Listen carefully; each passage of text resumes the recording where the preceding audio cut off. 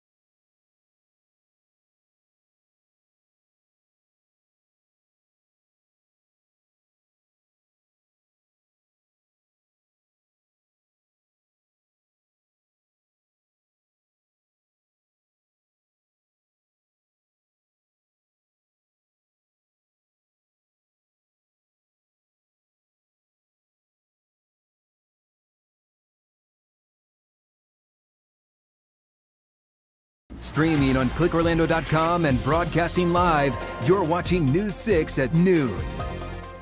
Now at noon, in the works for years, but how big is too big for a proposed sports complex? Can the county afford it, and who is going to pay? But first, a setback for downtown Orlando bar owners after a judge ruled an after-midnight alcohol ordinance stays in effect for now. Several downtown Orlando bar owners asked a judge to stop a controversial ordinance requiring that they help pay for late-night security, but that request was denied. News 6's Stephanie Rodriguez is in downtown Orlando with the latest. A judge denied the business's request to put the rules on hold while all of this plays out in court. Last September, some Orlando bar owners filed a federal lawsuit against the city of Orlando and the police chief challenging the after midnight sales ordinance, which requires certain bars to pay for police protection between 10:30 p.m. and 3:30 a.m. The handful of bars that sued alleged that this ordinance is an unconstitutional financial burden that targets their businesses selectively while exempting other venues. The federal lawsuit also argues City of Orlando-owned venues such as Camping World Stadium and the Dr. Phillips Center add to the security burden by, quote, pushing tens of thousands of visitors into the streets and parking lots of downtown Orlando, adding that those venues do serve alcohol but don't participate in the after midnight permit. Now, in the ruling on the request to pause the ordinance rules, the judge said, quote, the court concludes that the motion fails because it does not establish irreparable harm and that the plaintiffs delayed in filing this suit until several months after suffering the alleged harm and further delayed in filing the instant motion. This means the ordinance stays in place and those bars have to keep paying for security until a final judgment is reached. In downtown Orlando, Stephanie Rodriguez, News 6. Let's get you to your forecast now and take a live look outside. This is Brevard County, our launch credit union camera, and just looking absolutely beautiful out there. Still a lot of blue sky and some fluffy clouds, but we do have some showers and thunderstorms on the way. Chief Meteorologist Candace Campos telling us when those will pop. They got started a little earlier yesterday, Candace. Yeah, and it's really going to be an East Coast driven kind of day where a lot of the rain is going to move in from the coast and then push from east to west. And that's going to be putting most of the late day activity, all the nights where we've been seeing a lot of the rain along I-4. I think today our shift is going to see out towards our western zone. So there's going to be a little change to that forecast. Right now, still dealing with a couple of those spotty downpours right now in Volusia County. This is really the only spot that's seeing some of the heaviest of the rain right now. Port Orange through Ponce Inlet as well. Taking a live look outside downtown Orlando, brought to you by Light Orlando, delivering hope together, closing in on near 90 degrees already at this hour. And temperatures will continue to feel upwards of 105 to 108 degrees. Now, the latest update as of the 11 a.m. advisory from the National Hurricane Center, Dexter is no more. These are just the remnants as it now has become an extratropical system. Advisories will not be issued anymore. We still have a low-end chance that something could develop off the eastern seaboard, but another tropical wave with about a 60% chance of potential development could become our next named storm, possibly later on this weekend. I do want to give you a quick update. The National Hurricanes, or NOAA, I should say, gave out their monthly outlook, the August outlook for the season outlook compared to what they were expecting for May. They're bringing down the numbers slightly, but overall pretty much on track to currently what we're seeing and what the forecasts have been called for. We'll have more details, though, on the rest of your weekend forecast coming up in minutes. Candace, thank you.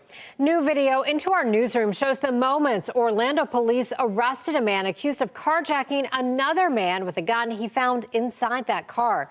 He was arrested last month near the Baldwin Meadows Apartments on Old Cheney Highway. 29-year-old Christopher Baez faces multiple charges, including attempted second-degree murder. The arrest report says Baez and the victim were actually riding around together in the victim's Kia Forte. At one point, they both got out at the Walmart on Cimarron, but the report says when the victim went to get back into his car, Baez was pointing a gun he found in the car at him. The report says he actually fired it twice, but missed. Baez is being held without bond. Also new at noon, we now know the motive behind a shooting at an Army post in Georgia. Yesterday, we told you 5 soldiers were hurt at Fort Stewart during a shooting around 11 o'clock in the morning. Army Sergeant Cornelius Radford reportedly had a disagreement with one of the shooting victims on Tuesday. Investigators say he followed the coworker to a maintenance area and shot him in the chest before shooting 4 others. Radford used a personal handgun, not a military weapon. Investigators are now trying to figure out how he got the gun through security. News 6 also learned this morning that Radford is a resident of Jacksonville. Also new at noon, the Florida Department of Health is linking a new Smyrna Beach dairy farm to a string of recent illnesses involving raw milk. The DOH is concerned about sanitation practices at Keeley Farms. It says since January, 21 people, including children, have gotten sick from E. coli and Campylobacter bacteria. Some of the people who got sick ended up in the hospital. At least 2 of those cases were severe. Your community correspondent for Volusia County, Molly Reed, called Keeley Farms this morning. The dairy told her that it stresses on social media and to customers that raw milk is only sold as pet food and not intended for human consumption. In fact, in a notice on the dairy's website, it says raw milk is labeled and sold as livestock feed. The Department of Health will keep working with Keeley Farms on effective sanitation practices. The president wants the Commerce Department to create a new U.S. census in order to not count undocumented immigrants. In a social media post, the president says he wants to use, quote, new and highly accurate census based on modern day facts and figures, adding that people who are in our country illegally will not be counted in the census. Traditionally, the country has counted every person in the U.S. for the census, no matter their legal status. Mr. Trump tried to make changes to the census during his first term with the U.S. citizenship question. However, he eventually backed down after being rebuffed by the Supreme Court. Meanwhile, President Trump's tariffs on dozens of countries went into effect at midnight, including a 35% on the nation's second largest trading partner, Canada. Natalie Brand has what that means for consumers who are already feeling the pinch. Goods imported from more than 60 trading partners and the European Union now face higher tariffs. In a midnight social media post, President Trump touted billions of dollars are flowing into the U.S. And he's promised more tariffs on the way, threatening a 100% levy on imported semiconductors. If you're building in the United States or have committed to build, without question committed to build in the United States, there will be no charge. They power everything from your electronics, your electric vehicles, your MRI machines in healthcare. So if you think about it, if those chips cost more, those products and services could cost more as well. Economic analysts say it could take months or longer to feel the full impact of the new tariffs. President Trump is also threatening additional penalties on countries that buy Russian oil. Wednesday, President Trump increased the tariff on India an additional 25% as punishment for its purchase of Russian energy. We did it with India. We're doing it probably with a couple of others. One of them could be China. The White House had given Russia until Friday to make a ceasefire deal with Ukraine. The Kremlin overnight said plans are in the works for a meeting between President Trump and Russian President Vladimir Putin. There's a good chance that there will be a meeting very soon. The White House has said President Trump is open to a meeting with both Russia and Ukraine's leaders. Natalie Brandt, CBS News, the White House. It's a plan that could double the amount of sports revenue Seminole County brings in each year. Today, leaders held a discussion about a huge indoor sports facility and the work to fund it. News 6's Mark Lehman is in Seminole County learning more about the project and its impact. Seminole County wants to build this indoor sports complex here at the site of these soccer fields near the airport in Sanford. Today we're hearing more about the benefit and funding of all of this, but there will likely be changes to the project along the way. You can trace this project back decades. Tourism leaders coming today for a conversation on a plan to create a hub for sports tournaments. Just around the corner from the Boom Bus Sports Complex is where Seminole County wants to build an indoor facility. There is big business in sports tourism, especially amateur sports business, and so we want to keep driving that here to our destination. Earlier this year, the county created a sports tourism district to help fund the project, adding a fee of $1.75 per night for hotel rooms. This protects their assets from the ownership standpoint like no other investment in Seminole County. Initial plans listed the facility at a cost of up to $100 million. A second option without a parking deck would cost $66 million. The plan was also for a 172,000 square foot building, but that will likely be scaled back. Can fit a lot of our needs, but it doesn't mean that that's in concrete. That is right now solely a placeholder. Commissioners have also expressed concerns with the price tag. They acknowledge the benefit extra tournaments and events will bring to the area, but want to make sure any funding decision is a responsible one. Ultimately, we can make it work. We have to be disciplined enough to do the right thing. At this point, commissioners are waiting to hear an updated proposal on this facility, and a final vote is likely months away. The hope, however, is to begin construction in 2027. In Seminole County, Mark Lehman, News 6. Here's a live look outside for you in Daytona Beach, where this morning city leaders, along with state and local partners, held an event to remind people of the dangers of running red lights. It's part of National Stop on Red Week, an event meant to help reduce the number of traffic crashes. In 2023, Florida had more than 33,000 crashes caused by drivers who didn't stop. Out of those crashes, 84 people died. On average, every day in Florida, 9 people are killed and 47 people are seriously injured in crashes on our roadways. As part of Target Zero, we want to remind drivers that we can get to zero. Put down your phone, drive alert, drive sober, and always stop on red. The Florida Department of Transportation is wrapping up this week's awareness at another event in West Melbourne tomorrow. Students head back to school next week, but now health providers are concerned for the coming school year. Coming up after the break, we'll show you the drop in vaccination rates and why families are opting to not get their kids fully immunized. Before we go to break, we'll leave you with a live look in Mount Dora. You're watching News 6 at noon. Stay with us. We'll be right back.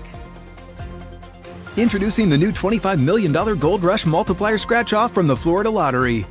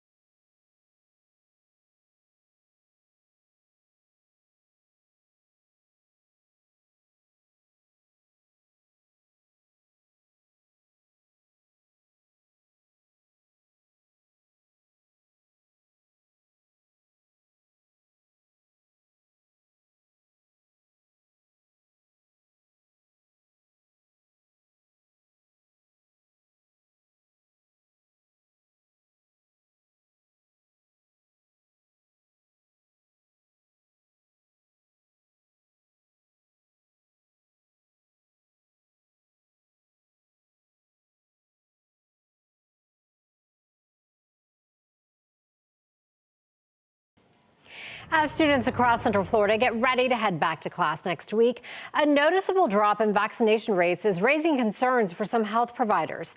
News 6's Angie Casada takes a look at the number and what it could mean for the school year ahead. The school year is starting, but for some districts, fewer kindergartners are walking into class fully immunized. According to Florida Health Charts, statewide, nearly 89% of kindergarten students met required immunization guidelines this year. But some Central Florida counties fell below that average. Orange County with 85.4%, Lake coming in with 86%, Osceola County showing 86.3%, and Volusia County with 88.6%. Health practitioners are noticing a shift. More families are delaying or opting out of vaccinations altogether. Yeah, I've definitely seen a little bit of a decline when people come in to get their vaccines. There's been probably the biggest decline would be the MMR, but also unfortunately in the flu shots and the COVID vaccines. Florida law requires several vaccinations for students entering kindergarten, including MMR, polio, hepatitis B, and DTaP, unless exemptions are filed. I think a lot of misinformation, a lot of fear. The parents that I talk to, they all want to do the right thing. They want their child to be safe, but they unfortunately are being told that being safe is for them to not get the vaccines, which exactly the opposite is true. It's safer for their child to get the vaccines. And with thousands of students heading back to class, schools will continue working to balance state requirements with family choice. Reporting in Orlando, Angie Casada, News 6. All right, let's get you back to your forecast now. Here is a live look outside from our Launch Credit Union camera in Brevard County. We saw some showers earlier this morning in Brevard County. Of course, rain will be popping later this afternoon. Chief Meteorologist Candace Campos is here, and we've seen some rock and thunderstorms just about every day this week, Candace. We really had, but it's overall been right over the I-4 corridor. Today, there's going to be a little bit of a shift, so I'm talking to those who are in Marion, Lake Sumter County. I know you haven't seen a lot of the rain that we've been talking about, but I think today will be your best shot to do so. We are still, though, tracking a little bit of rain still along the coast, not as much as earlier this morning, but do be aware, disclaimer, we are going to see another active day along the coast early tomorrow morning, so prepare yourself. Port Orange right now through New Smyrna Beach, right along I-4, dealing with a couple of those scattered showers. A little further south, we are watching another little batch of rain just crossing over 95 in southern Brevard County. Those are the only two little cells we are watching, but certainly we'll see that sea breeze push inland. Where the two sea breezes collide, that's where we will see those big-time storms. So a great tool right here, our News 6 weather app. You can make sure to enable your notifications and your locations. So if you do have a severe weather threat approaching you, you'll be able to get those notifications in a timely manner. All right, let's look at those temperatures out the door. Tons of sunshine. Temperatures already in the upper 80s and low 90s. They're at 90 in the Villages, 89 in Orlando. But notice those little red numbers there. That's what it feels like already at this hour. So where we had that live look around Cape Canaveral and Cocoa Beach, already feeling like 100 degrees, pretty much 99. That's what the temperature feels like no matter where you are in Central Florida at this point of the afternoon. But now let's check on that hour-by-hour forecast for your Thursday.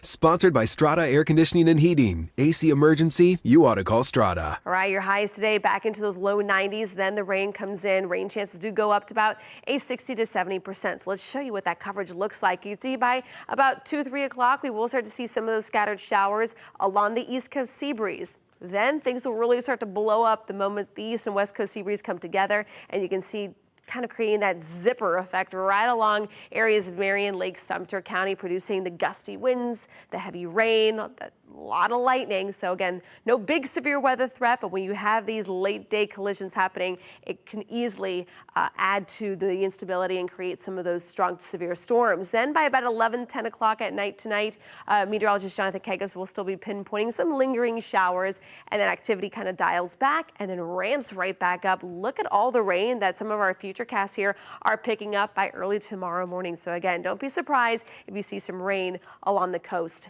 Looking at the tropical outlook, again, we are talking about the remnants of what was Dexter, still that tropical wave a little further south. But one tropical wave that's not highlighted by the National Hurricane Center, it's still very weak, very minor. It's going to be kind of crisscrossing the state later on this weekend. It's going to just add a little extra moisture in place. So although this is not going to be a washout of a wave, it could bring carrying a little more of a wider spread chance for rain into the afternoon as those sea breezes come together.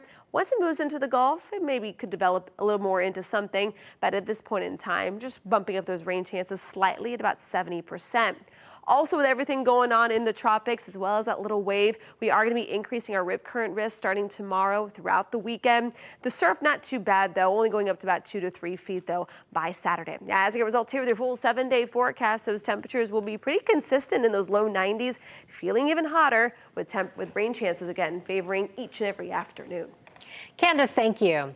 Thousands of flight delays caused travel headaches for passengers across the country yesterday. Coming up, why United Airlines decided to halt flights. And coming up on News 6 at 4. I'm News 6 investigator Mike DeForest. This Brevard County woman was raped as a child more than 30 years ago. Her attacker was never arrested. An officer of Melbourne Police Department destroyed the evidence in the active rape case of an 11-year-old child. Now she's suing the city of Melbourne for negligence.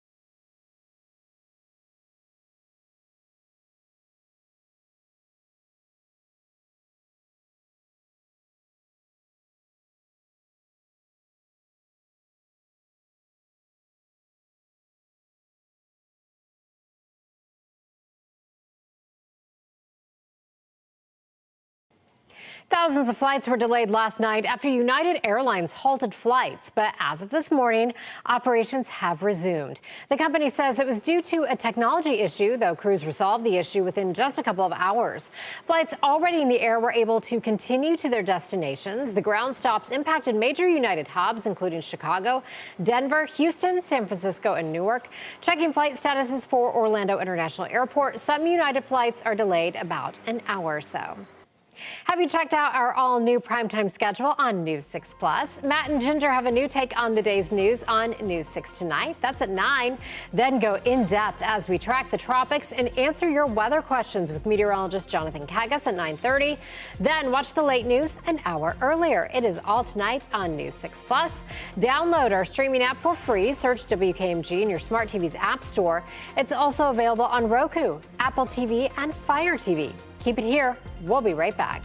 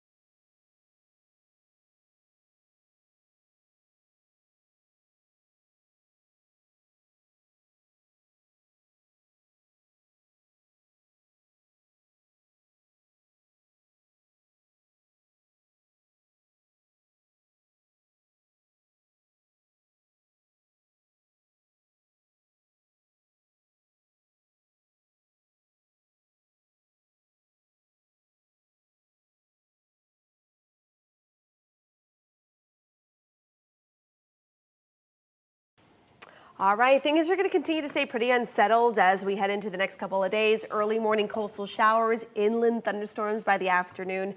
Do expect a lot more of the same, though, as we head into the weekend. But just beware if you're going to be one of the many families trying to enjoy the last weekend before school starts on Monday. You might want to head out to the beaches. Rip current risk are back in play, so red flags will be flying. Please swim by a lifeguard between now and Monday. All right, good advice. Thanks, Candace. Switch over right now to the News 6 Plus streaming app or click Orlando.com to watch News 6 Extra. Our next newscast is at 4. Have a great day.